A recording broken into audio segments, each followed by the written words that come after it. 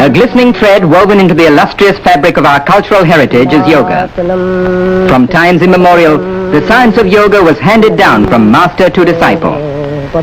Yoga in the broadest sense is the science and art of higher life. It is the disciplining of all our powers, physical, mental, moral and spiritual, with a view to a richer and fuller life. Yoga is therefore fivefold: Hatha Yoga, Raja Yoga, Bhakti Yoga, Karma Yoga and Jnana Yoga, according to the power taken up for culture. Here, however, we begin with examples of Hatha Yoga. Originally, some of the secrets of yoga were inscribed on leaves of palm, but with the perfection of printing, a vast literature on yoga came into being, and even the other nations of the world betook freely through their own tongues of its deep wisdom. Unfortunately, though, many still exploit the fair name of yoga. Eating glass is spectacular, and because of its unusualness readily passes as yoga.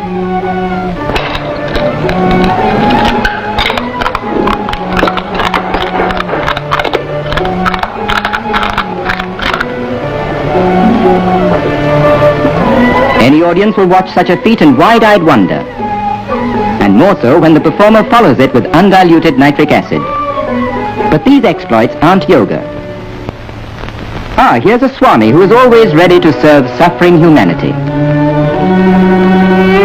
The secret lies in the talisman.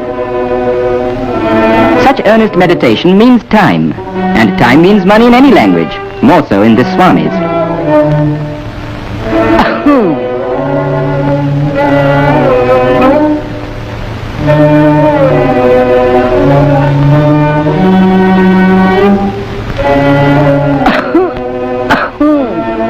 It takes all sorts to make a world, and such acts have done much to discredit yoga. But the genuine followers of yoga are above such petty concepts, for there is no base materialism in yoga. It involves purification, concentration, control, dedication or sublimation of the respective power. The ultimate aim of yoga is to achieve purity and freedom of the spirit.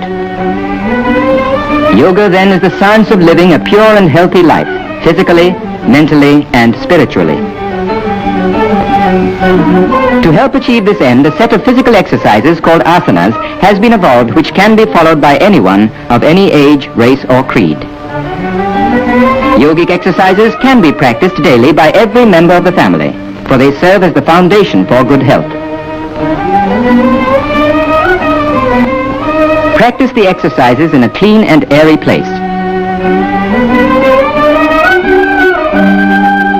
It's never too young to learn or to benefit from yoga. Here is a yoga institute in Bombay which still preserves the ancient traditions and caters to the needs of our countrymen. For the cure of specific ailments, one should seek guidance from an expert who will first carry out a detailed medical examination. Yogic asanas are divided into two principal groups, meditative and cultural.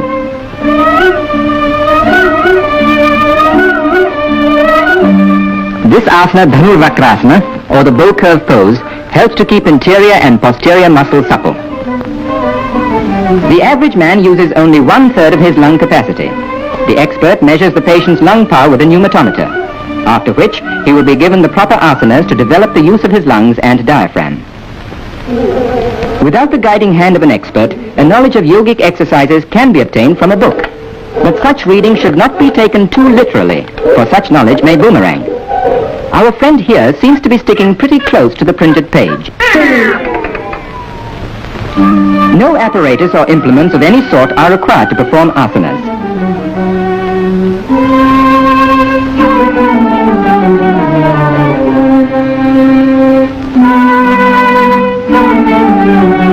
Unlike physical culture in the Western style, the accent on asanas is not to develop muscles for the sake of muscles alone.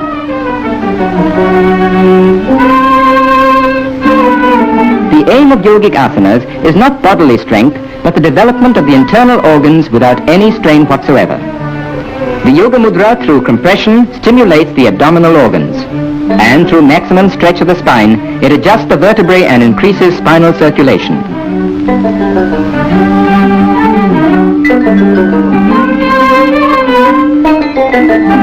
For promoting elasticity of the body, there is no better exercise than Paschimotthana, the posterior stretching pose.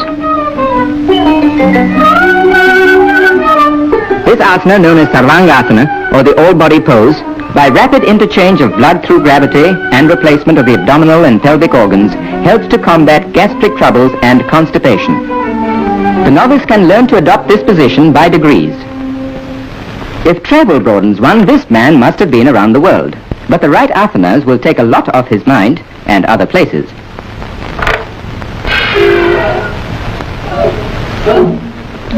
Even though of ancient origin, the daily practice of yogic exercises will benefit all who live in the modern world, no matter what profession we follow.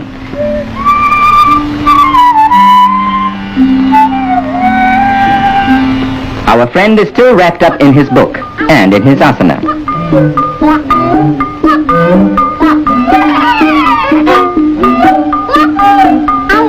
What he needs is a helping hand. Good, he has one to spare. Shirsasana, or the head-low posture, commonly called the topsy-turvy pose, is a form of head-low exercise that requires great skill and execution. Observe its execution carefully. It is, however, an asana that is extremely beneficial to persons suffering from constipation. The Shirshasana must be practiced in moderation by stages, first a few seconds and then gradually increased to 5 minutes.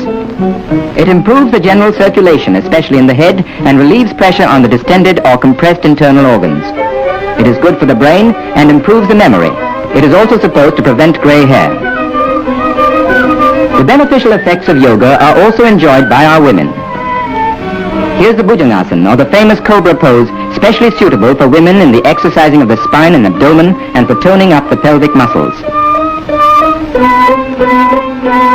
Viparita Karni, or reverse process, tones up the pelvic organs.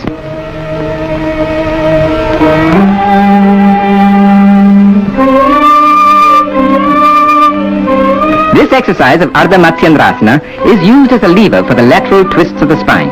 It stimulates brain activity. Such is the success of yoga in the West that a famous ballet school in Europe has adopted many of the asanas as a part of its curriculum.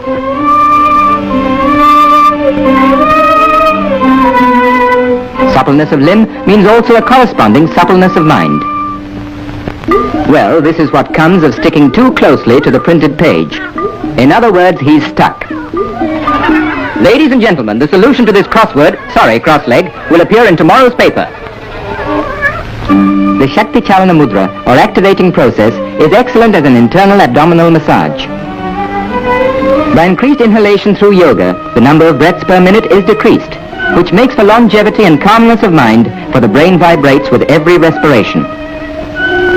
This is Bhastrika, or bellows breathing, which, by rapidly increasing the supply of oxygen, stimulates the respiratory tract and keeps it perfectly healthy. The aim of yoga is not only bodily strength, but health, stamina, and efficiency of mind, qualities that we all need at work or play in everyday life. Students of yoga attain these qualities no matter how old they are or what they do. With physical and mental good health thus acquired, man can, with further training in yoga, attain the sublimity and freedom of his soul. And when he finally becomes one with the infinite, he enters the realm of eternal peace, which is and always will be the supreme aim of man.